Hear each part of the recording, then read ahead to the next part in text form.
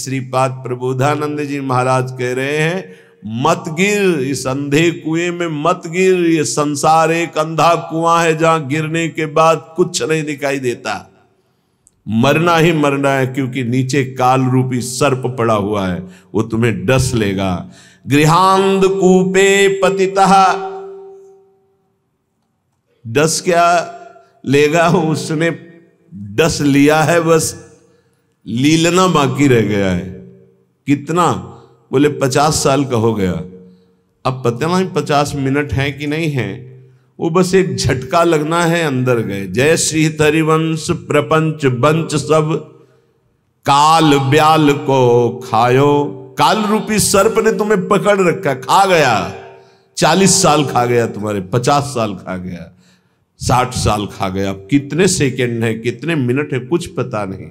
जल्दी करो। श्याम श्यामा पद कमल संग सिर नायो, किसी भगवत प्रेमी महात्मा के आज्ञा के अनुसार चल दे।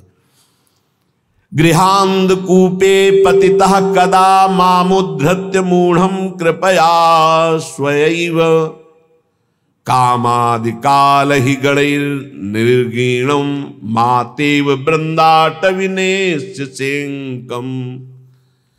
भाई,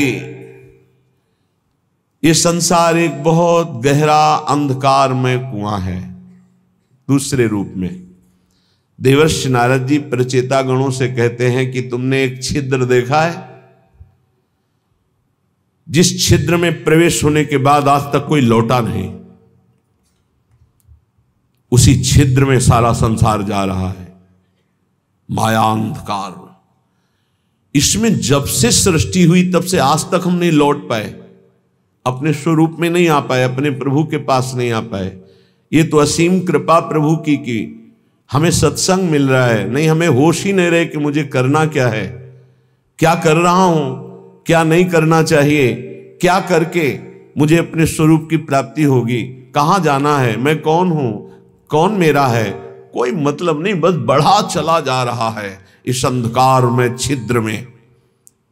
प्रचेता गणों को वैराग्य होता है देवर्षि नारद जी के उपदेश से।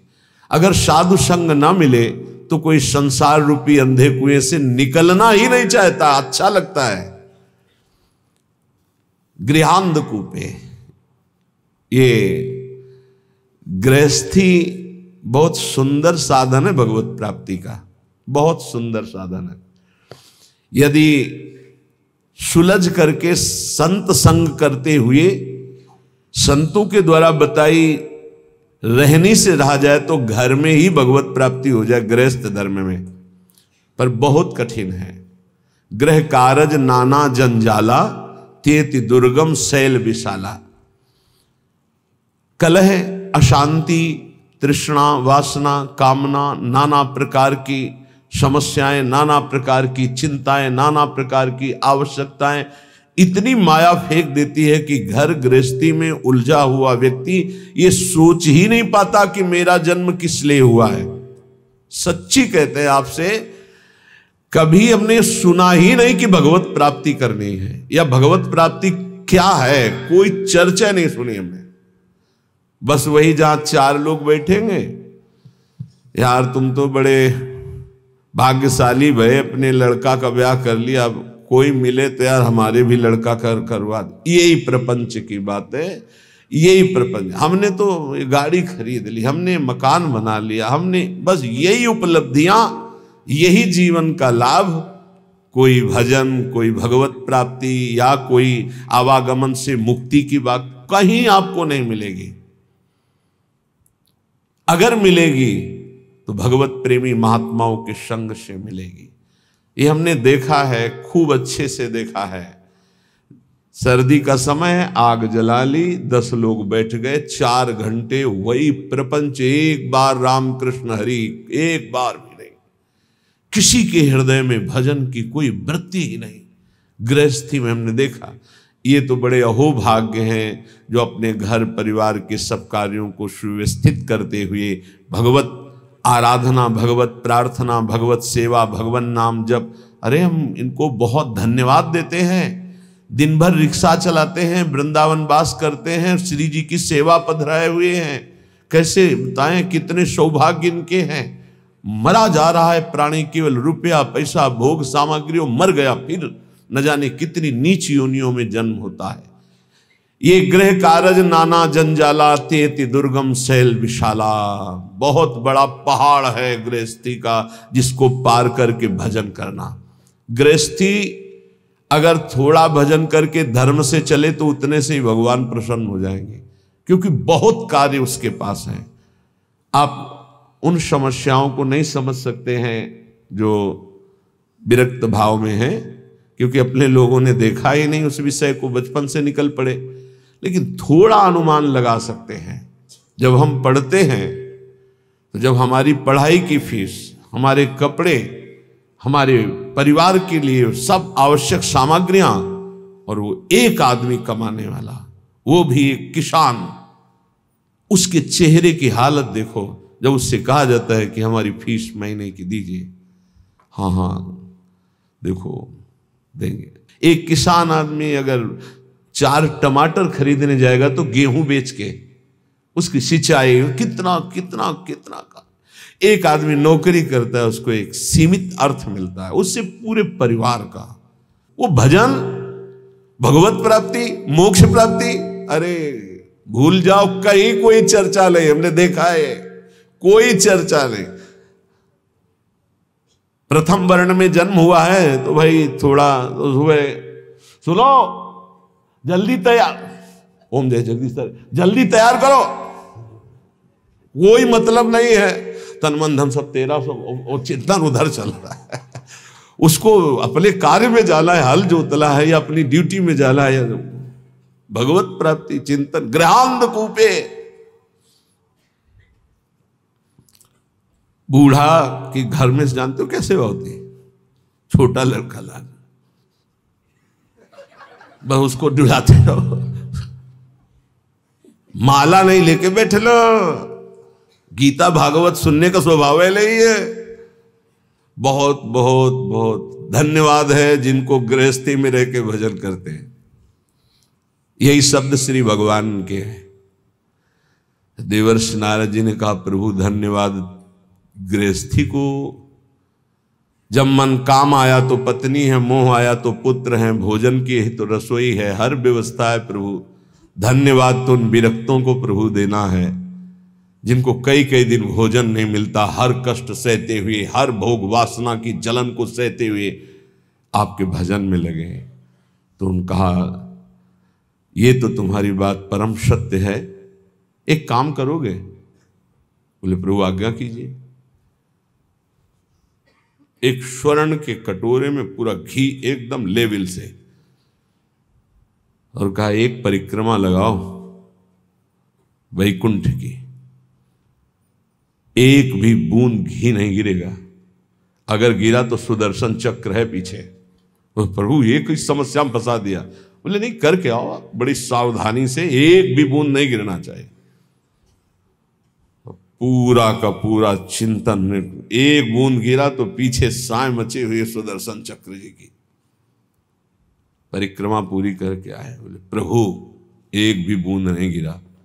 बोले वो तो गिरा होता तो सुदर्शन चक्र जी आपको दंड दे देते, तो गिरा ही नहीं है। बोले प्रभु ये लीला क्यों कराए? बोले कितनी बार नारायण बोले? बोले नारायण बोले लेकिन सुदर्शन चक्र पीछे एक बूंद घी न गिरे, आप नारायण की बात कह रहे हो? बोले हाँ, गृहस्थी में ऐसे लाखों कार्य हैं, तुम्हें एक कार्य दिया सावधानी से करने का तो तुम भूल गए। गृहस्थी में लाखों कार्य हैं, अगर उन लाखों कार्यों को करते हुए वो मेरा स्मरण करता है तो धन्य है उसका जीवन। सच्ची मानना, बड़े बड़े परमहंसों के माता पिता गृहस्थ ही हुए हैं। बड़े बड़े परमहंसों का उदर पोषण गृहस्थों से ही होता है। बड़े बड़े परमहंसों के शरीर का वस्त्र गृहस्थों से ही मिलता है। आप गृहस्थ धर्म में रह करके यदि नाम जप करते हैं, अतिथि सेवा, साधु सेवा करते हैं, तो सच्ची मानिए वो आपको निश्चित भगवत प्राप्ति कराएगा। निश्चित। एक तपस्वी आजीवन कठोर तपस्या जितेंद्रियता से जिस पद को प्राप्त करता है, गृहस्थी केवल पापाचरण न करे तो उसी से उसे भगवत प्राप्ति होती है। बड़े अकिंचन संत खेत में सरसों की खेती पक गई थी, उसे अमनिया की जा रही थी। किसान आदमी के कुछ भोजन फिक्स होते हैं। जब चना और सरसों की खेती होती है तो सिर्फ उसी की सब्जी होती है और परेठा या रोटी। जब आलू की खेती होती है तो आलू की होती है। जब बाजरा ज्वार की खेती तो वही, उस बाजार से खरीद कर खाने वाली समस्या बहुत बड़ी होती है जो खेत में होती है। जो सदगृहस्थ होते हैं उनका कर्तव्य होता है एक बार वो खड़े होकर के पहले अतिथि का निरीक्षण करें भोजन पाने के पहले। दरवाजे में अगर घर में पा रहे तो दरवाजे के बाद, तो उसी धर्म का पालन करते पिताश्री ऐसे खड़े होकर देखते थे। खेत में जब काम, तो एक मार्ग था, उसमें एक संत जा रहे थे, विरक्त, बुलाया, कहा स्वामी दंडी सन्यासी तो कहीं विचरण कर। कुआं था नजदीक, बैठ कर पाए वैसे हाथ में लेकर के वो जो बस हुए। आहा, बड़ा सात्विक, बड़ा पवित्र से, और कहा मुझे ऐसा लग रहा है कि आपके यहाँ भजन होता है। उनका क्या भजन होता है, किसान आदमी ऐसे। नहीं, तुम्हारे यहां भगवान की असीम कृपा है, इसका तुम्हें खुद परिचय प्राप्त होगा। गृहस्थी में थोड़ा सा भी धर्म महान उन्नति का कार्य कर सकता है। बस ये ध्यान रखिए, इतना बुलावा है कि भजन नाम की कोई वृत्ति नहीं मिलती। कोई अगर भजन कर पा रहा है तो संतों की कृपा से। सच्ची मानिए, संतों की कृपा का एक अमोघ फल हम देखते थे। कभी का नहीं पड़ा था इस शरीर के जनक ने, कभी का नहीं पड़ा था। उनके गुरु पूज्य श्री स्वामी शारदाश्रम सरस्वती जी महाराज आते थे, तो उनका बिना पढ़े लिखे पशु होता है न रामायण न गीता न भागवत न नाम जप, क्या कम से कम अक्षर का ज्ञान करके कुछ तो धर्म शास्त्रों का स्वाध्याय करना चाहिए। ये बात बैठ गई। तो मास्टर से प्रार्थना की किसान होते हैं कि हमको ककारा और मात्राएं सिखा दो, तो रामायण और गीता पढ़ना सीख गए। हल जोतने जाते तो गीता रामायण गुरु की पादुका गंगा जल, ये पादुका का ऐसा चरणामृत उतारते और रामायण और गीता जी करते। चाहे दिन के 12 बज गए हो 4 बजे से, फिर ये करने के बाद जब प्रसाद तो भगवान नाम कीर्तन, खड़े होकर आसपास देखकर, थोड़ा सा धर्म भी महान भगवत प्राप्ति का हेतु कर देगा। ऐसी संतानें प्रकट होंगी जो तुम्हारी पीढ़ियों की पीढ़ियां उद्धार कर देंगी। गृहस्थी बहुत बड़ा धर्म है, बहुत बड़ा धर्म है, इससे बड़ा कोई धर्म नहीं। ये मत सोचो जैसे लोग कह देते हैं ना, अरे हम तो गृहस्थ। गृहस्थ का मतलब समझते हो, हर धर्म का जनक, हर धर्म की उत्पत्ति उसी से होती है, हर धर्म की पुष्टता उसी से होती है, हर धर्म की व्यवस्था उसी से होती है। आप गृहस्थ धर्म को बहुत हल्के में ना ले, भगवान का अवतार भी गृहस्थ धर्म में ही हुआ है। दशरथ, कौशल्या जी, नंद बाबा, यशोदा मैया, देवकी, वसुदेव जी, कश्यप, अदिति जी, जहां भी देखो बड़े बड़े जो वीतराग अवधूत, भगवान को वश में करने वाले प्रेमी महात्मा या साध्वी, वो सब गृहस्थ में हुई। यहां जो कह रहे गृहांध कूपे, गृह में ऐसे अंधे बन करके लगे हुए हैं कि ना नाम जप से मतलब, ना धर्म से मतलब। बोले भागो इस अंधकार कुएं से, भागो और प्रकाश की तरफ। तमसो मां ज्योतिर्गमय, अंधकार से हटो, बार बार जन्म मरण के चक्र से हटो, प्रभु के धाम में चलो। हम सब प्रभु के हैं, भूल करके इस जन्म मृत्यु में चक्र में ऐसे फंस गए कि इस योनि में उद्धार नहीं कर पाए। तो 83,99,999 योनियां ऐसी हैं जिनसे आप मुक्त नहीं हो सकते। केवल एक मानव देह है जिससे मुक्त हो सकते हो। इसलिए कह रहे हैं, जन्मान्न संख्यानि गतानि में वृथा, व्यग्रात्मनो देह गृहादि के हया।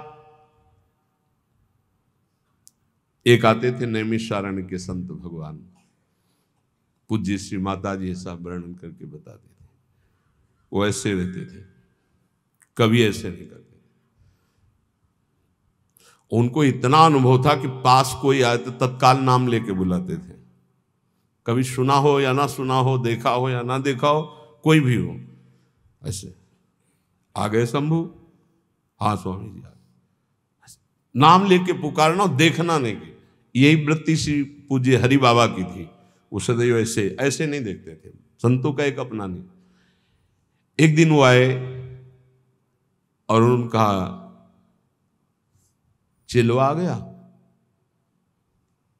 उनको स्वामी जी अभी तो आप ही आए हो, कोई नहीं, हमें पूछ रहे हमारा चेलो आया कि नहीं आया। स्वामी जी आप ही पहले आए हो, अभी तो घर में कोई आया है। बोले हाँ स्वामी जी संतान हुई है। बोले हाँ चलो आया, ठीक जा रहे हैं हम, कुछ दिन में ले जाएंगे। कोई उनके रहस्य को संतों को नहीं समझ पा, वो कभी किसी की तरफ नहीं देखते थे। अगर गृहांधकूप से कोई मुक्त करने के लिए है तो संत जन। आज हमारा ये दुर्भाग्य हो रहा है, पहले सौभाग्य था कि संत जन विचरण करते हुए गांव गांव घर घर को पावन करते थे। अब कलयुग का ऐसा प्रताप है कि गांव गांव में घेर कर मार डाले जाएंगे, जैसे जंगली पशु को मार डालते हैं ना, ऐसे संतों को मार डालेंगे। ये बच्चा चोर हैं, ये अमुक चोर हैं, ये अमुक चोर। ऐसा मलिनता बढ़ती जा रही, तो इसीलिए बड़े बड़े महात्मा सब तीर्थों में वास करते हैं, भगवत धामों में वास करते हैं। सही बात पूछो, संसार से मुक्त करने के लिए भगवत पार्षद ये संत जन ही हैं। जन्मान्य कितने जन्म व्यतीत, असंख्यानि गिनती नहीं है, गतानि में वृथा व्यर्थ चले गए। बहुत बार जन्मे बहुत बार मरे, व्यग्रात्मनो देह गृहादि के हया। ऐसे ही मानता रहा हूं कि मेरी पत्नी, मेरे पुत्र, मेरा घर, मेरा मकान, फिर मरे, फिर वही। अद्यापि मुह्याम्यपि बुद्धिमान हम तवैव वृंदाटवी नाम में गति। आज थोड़ी बुद्धि जागृत है तो मेरी बात मान जाओ, भाग के आ जाओ वृंदावन। एक बार सत्संग सुन जाओ, एक बार बिहारी जी के दर्शन कर लो, एक बार यमुना रस रानी के समीप बैठकर नाम कीर्तन कर लो। ये किनके लिए कह रहे हैं? घर गृहस्थी में हो तो पैसा बढ़े, समय निकले तो विदेश घूमने की बात मन में मत लाओ। धर्म क्षेत्रों की यात्रा करो, भगवत क्षेत्रों की यात्रा करो, वहां संयम पूर्वक पुण्य अर्जन करो, नाम जप करो, तो तुम्हारा परम मंगल हो जाएगा। आज ऐसी बुद्धि खराब हो गई कि लाखों रुपया खर्चा करेंगे लेकिन ऐसी जगह देखेंगे जाके जहां बुद्धि और मलिन हो जाए। कहां जा रहे हैं? अमुक देश में जा रहे हैं। काहे के लिए? बोले नेत्र चराने के लिए जा रहे हैं। जैसे लोग बकरी चराने जाते थे, अब नेत्र चराने जाते हैं। हमें बताया गया कि लाखों रुपए की टिकट लगाएंगे, लेकिन धाम में आकर के, तीर्थ में जाकर, संगम, काशी, कितने पावन पावन पुरिया हैं। 4 दिन का नाम कीर्तन बैठल आओ अखंड, 1000, 2000, 4000 संतों को बैठ के पवाओ, उनकी जूठन पाओ, देखो निहाल हो जाओगे। अर्थ का प्रयोग करना भगवान के कृपा पात्रों को आता है। अर्थ का प्रयोग करना भगवान की कृपा पात्रों, शोधन धन्य प्रथम गति जाकी। भगवान के धामों में आकर नाम कीर्तन करो। हमारी बात मान लो, अगर कुछ भी अर्थ तुम्हारे पास ज्यादा है, 4 घंटे नाम कीर्तन बैठलवा दो। तुम नहीं कर सकते हो निरंतर नाम जप, तो ऐसे संयोग बैठा लो, भजन करने वालों को सुविधा दे दो। श्रीमद् भागवत समर्थ है परम पद प्रदान करने के लिए। 7 दिन संस्कृत से पाठ करवा लो बैठाल के। भगवान की महामहिम वांगमय मूर्ति श्रीमद् भागवत है, सारे पाप भस्म करके श्री कृष्ण की प्राप्ति कराने में समर्थ है, कोई संशय नहीं। ये लाभ लो। धाम आ गए, यहां के पशु पक्षियों को, मान लो ज्यादा पैसा नहीं, 2-4 किलो चना लिए फुला दिए, पशु पक्षियों को पवार है, गाय को एक दिन चारा पवा, ये धर्म कार्य करो। लाखों रुपया खर्च करके कहां जा रहे हो संसार को देखने के लिए? भारत जैसी पावन भूमि कहां है? यहां एक से एक ऐसे भजन की वृत्तियां प्रकट हो जाएं, ऐसे धर्म क्षेत्र, तीर्थ क्षेत्र, ऐसे भगवत धाम है। श्रीपाद कह रहे असंख्य जन्म बर्बाद कर दिए, लौटो, एक बार श्री धाम वृंदावन में आ जाओ। तुम्हारे मोह पास को काटने के लिए समर्थ श्रीधाम वृंदावन सत्संग करा देगा। सत्संग ऐसी कैंची है जो मोह पास का नाश करती है। निज सर्वनाश कर्मात्म सुहृत सुतदार मित्र परिवार गणम परिवंचय कर ही दृढ़ बुद्धि रहम प्रपलाई याम हरिकेली वनम। तुम समझ रहे हो कि हमारा यही कर्तव्य है कि इनका पालन पोषण करके खूब चाहे जितना पाप कर्म करें। तो श्रीपाद कह रहे निज सर्वनाश करो। अपने आत्म स्वरूप का सर्वनाश करने वाले, तेरी ये समझ में नहीं आ रहा कि तू जिस पाप कर्म से धन कमा रहा है तो ये तेरा सर्वनाश कर देगा। तू परिवार को अपना सुहृद समझ रहा है, निज जन समझ रहा है, उसके लिए पाप कर रहा है, ये तेरी दुर्गति कर देगा। मरने वाले की अंतिम इच्छा पूछी जाती है ना, क्या अंतिम इच्छा है? ये जो पुण्य का त्याग करके पाप कर्म करते हुए उन्नति को प्राप्त हो रहे हैं, इनकी अंतिम इच्छा पूरी की जा रही है। बहुत बुरी तरह नष्ट होंगे। ये वृंदावन में आप सत्संग में सुन रहे हैं, इसे दिमाग में बैठा लीजिए। पाप कर्म करने पर जो उन्नति प्राप्त होती है, तो जैसे फांसी देने वाले की अंतिम इच्छा पूरी की जाती है, ऐसे तुम्हारी अंतिम इच्छा है ये, भोग लो इसे। क्यों? तुम्हारे सुकृत अब सब नष्ट हो गए हैं। अब जो तुम्हारे पाप कर्म का फल आने वाला है, सर्वनाश का तांडव होगा। आंख खोल करके समाचारों में और संसार में देख लीजिए, कोई भी रहा न कोकुल रोवन हारा। इतिहास साक्षी पढ़ के देख लीजिए। प्रगट में वर्तमान समय में, भूतकाल में, तो भविष्य में भी ऐसा ही होगा। ये खूब देखी हुई बात, सुनी हुई बात, पढ़ी हुई बात, समझी हुई बात कह रहा है। पाप कर्म करने वाले की उन्नति का मतलब है अंतिम इच्छा।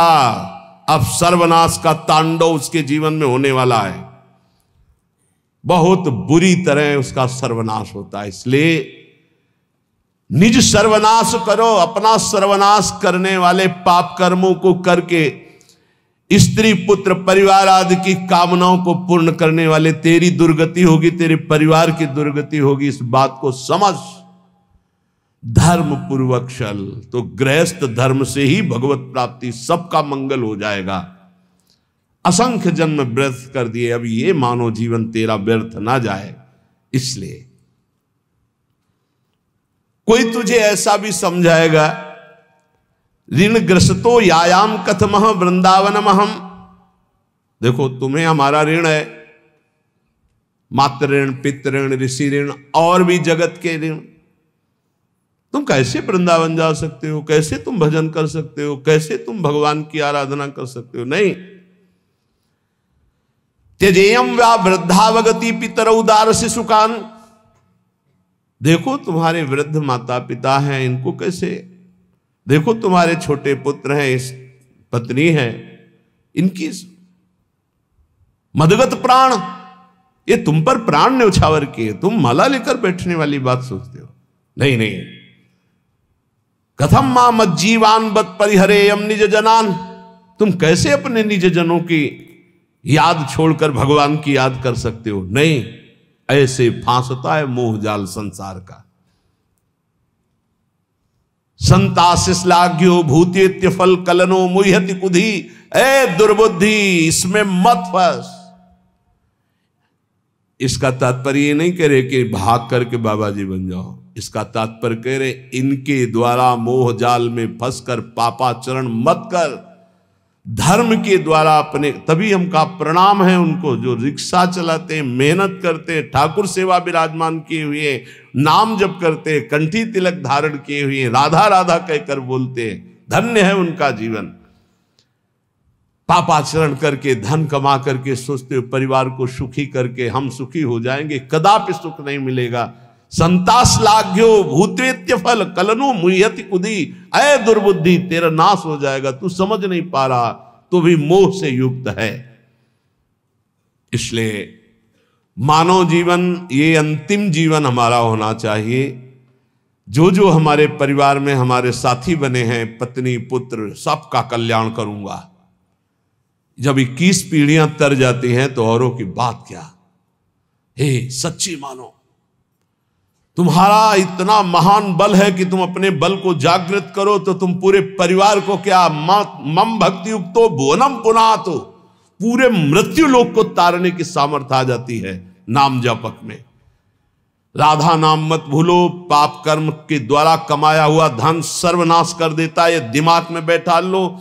जैसे तुम्हें कोई बढ़िया खीर दे और कान में विश्वसनीय आदमी बता दे विष मिला है तो खाओगे नहीं, ऐसे ही तुम्हें शास्त्र सम्मत बात बता रहे पाप का धन तुम्हारा सर्वनाश कर देगा, लेकिन तुम ये बात नहीं मानोगे। वो बात तो मान जाओगे कि अगर कोई विश्वसनीय कह दे कि खीर में जहर है खाना मत, तो बिल्कुल नहीं खाओगे।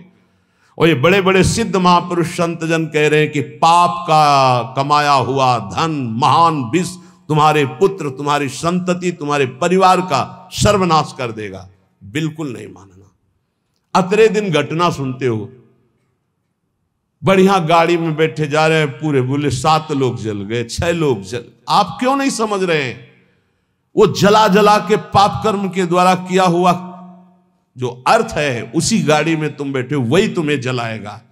उस समय दयावसम कहते बहुत बड़ी गलत घटना हुई, लेकिन अगर उसके कर्म को पूर्व में देखोगे और फिर आपको तो ये लगेगा यही होना चाहिए था।